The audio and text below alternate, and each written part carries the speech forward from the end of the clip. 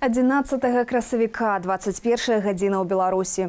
У эфіры Белсату аб'ектыў пра галоўныя навіны гэтай суботы. Сёння распавяду вам я, Юлія Лабанова. Добрый вечер. У Беларуси новая фаза эпидемии COVID-19. Следует, конечно, ожидать резкого роста заболеваемости. Трагедия, что застанется у памяти назаўжды. 9 годов после выбуха у столичном метро. Каждую мелочь помню хорошо. Даже запахи, которые сейчас бы мог бы восстановить, чем пахнет взрывчатка. И вельмі важно памятать и молиться об святых покликаниях з наших сем'яў. У чаканні Вялікадня. Як вернікі рыхтуюцца да свята ў часе пандэміі. Все ж таки вырашыў сёння прыехаць, паколькі даведаўся, што будзе асвячэнне менавіта на вуліцы. Зразумеў, што будзе мала людзей, паколькі гэта будзе праходзіць увесь дзень.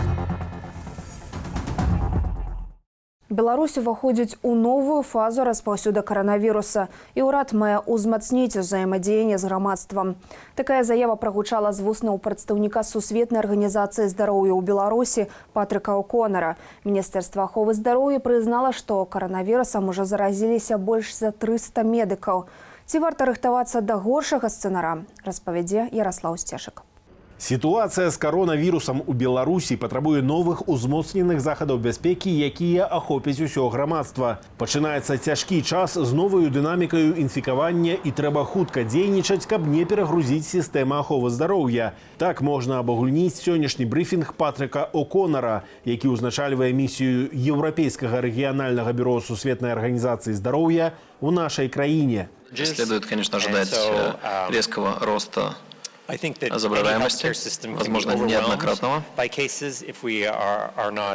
в том, что многие системы здравоохранения в итоге сталкивались с тем, что они очень быстро оказывались не готовы к той динамике, с которой они сталкивались. Улады Беларусі мусяць адкрыта і зразумела інфармаваць грамадзянаў пра COVID-19, дадаў О'Конар. Падаць прыклад у прысутнасці прадстаўніка міжнароднай місіі намагаўся міністр аховы здароўя. Уладзімір Каранік адказваў на пытанні больш ахвотна і канкрэтна, чымся на традыцыйных брыфінгах. На сёння ў Беларусі лабараторна пацверджана 2226 выпадкаў коронавіруснай інфекцыі. Сярод хворых медыкі. Инфицирование 301 работник системы здравоохранения.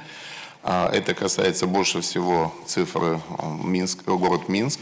На втором месте это Витебская область. Они обязаны использовать средства защиты для того, чтобы не стать источниками инфицирования для своих коллег и для пациентов. Паводле афіцыйных звестак у Беларусі 23 асобы памерлі ад коронавіруса. Міністр паведаміў, што толькі ў Віцебску з пнеўманіяй у шпіталях ляжыць 1000 пацыентаў. У часткі з іх дыягназавалі COVID-19. Але Уладзімір Каранік ухіліўся ад адказу, колькі хворых на коронавірусную інфекцыю у Докшыцах Віцебскай области, адным з самых пацярпелых гарадоў Беларусі. Таксама чыноўнік заявіў, што не можа спыніць чэмпіянату Беларусі па футболе.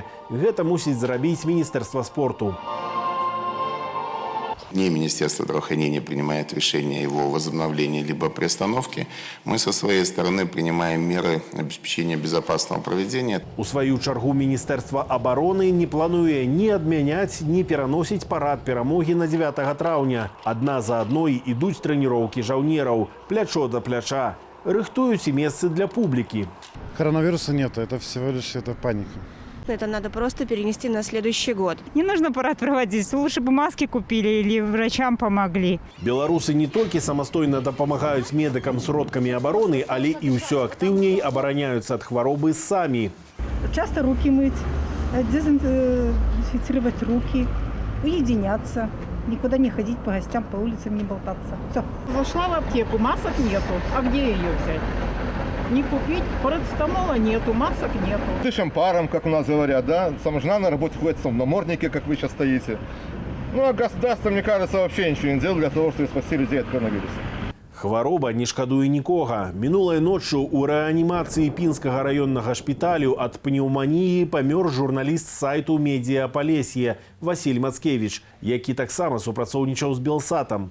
Падазраюць, што да смерці спрычыніўся COVID-19. На пачатку тыдня выданне «Медіа Палесье» атрымала пісьмовае папярэджанне ад Міністэрства інфармацыі за распаўсюд звестак пра каронавірус, здабытых з неафіцыйных крыніцаў. Сын Васіля Мацкевіча цяпер у інфекцыйным шпіталі, а ў самім Пінску, паводле афіцыйных звестак, каронавіруса не знойдзена. Ярослаў Стешык, Белсат. У свеце ж лік смерці ад каранавіруса перавысіў 100 000 чалавек. Па колькасці заражэнняў у лідарах па-ранейшаму застаюцца ЗША, хворых там ужо больш за 500 000, Іспанія са 160 000 ды Італія, дзе хварэюць амаль 150 000 чалавек. У апошніх 2 краінах, аднак, распаўсюджванне хваробы пачало запавольвацца. І да іншых тэмаў.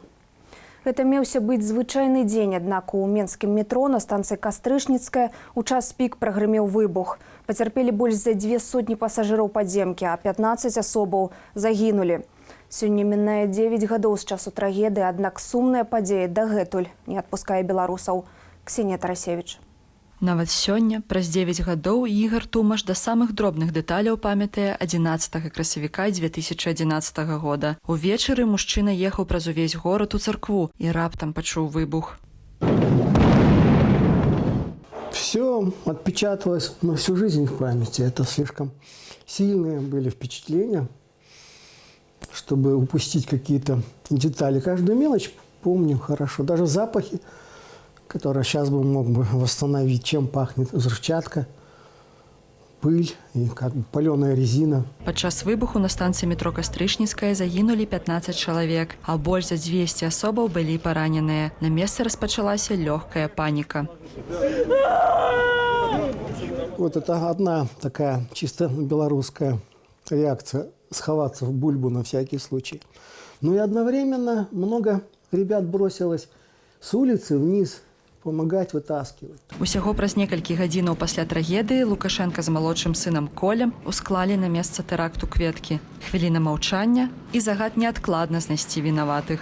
Штогод мінчукі ўшаноўваюць памяць загінулых. Яны прыносяць кветкі да шыльды каля ўваходу ў метро. Адзіны тэракт у гісторыі сталічнага метро дагэтуль у памяці мінчукоў. Помню, что сообщили, что в 6 часов произошел взрыв. Погибло, точно не помню, порядка 20, что ли, человек. Только приехала домой с работы и узнала, что произошла вот эта вот катастрофа. Представляете состояние, да? Мы должны были сюда с сыном в театр как раз в этот день. И просто чудом тоже не попали. Ледзь не адзіная спроба асэнсаваць трагедыю спектакль 11 красавіка ад лабараторыі сацыяльнага тэатру «Эклаб». Гэта не летапіс і не рэфлексія падзеяў, а хутчэй магчымасць даць голас пацярпелым. Это даже не была какая-то творческая задача. Это скорее была задача такая, я даже не могу сказать точно. Нам хотелось понять, в каком мире мы живем. Вот есть проблема, что с ней происходит, как она отражается на обществе, поскольку это никак не звучит нигде в публичном пространстве. Філосаф і метадолог Владзімір Мацкевіч параўноўвае выбух у метро і сітуацыю з пандэміяй каронавірусу ў Беларусі. Прынамсі, медыйная палітыка ўладаў адмыслоўцу падаецца ідэнтычнай. Вось што рабіў Лукашенко? Абвінаваціў памерлых у тым, што яны самі вінаваты ў тым, што яны памерлі ад гэтай інфекцыі. Калі здарылася гэта трагедыя ў метро, то Лукашенко таксама абвінаваціў там кагосьці, і мы нават па сённяшні дзень не ведаем, ці сапраўдныя вінаватыя пакараныя былі смерцю. На раскрыццё тэракту спатрэбілася трохі больш за сотні. Маўляў, 12 КДБ ўжо затрымаў шэраг падазрываных, а раніцаю 13 красавіка яны прызналіся ўздзейсненым. Паводле следства, тэрарысты віцебляне Дмітрый Канавалаў і Владзіслаў Кавалёў. Маладзёны прызналі сваю віну, але пазней Кавалёў заявіў, што паказанні з яго выбілі катаваннямі. Канавалава і Кавалёва расстралялі ў сакавіку 2012 года. Міжнародная супольнасць, у тым ліку Рада Еўропы і Еўразвяз, асудзіла расстрэл. Ксенія Тарасевіч, Белсат. Каля Барысаў-арэны сёння было як ніколі шмат таксовак. Што, праўда, замоваў ад пасажыраў ніводны з некалькіх дзясяткаў кіроўцаў не прымаў.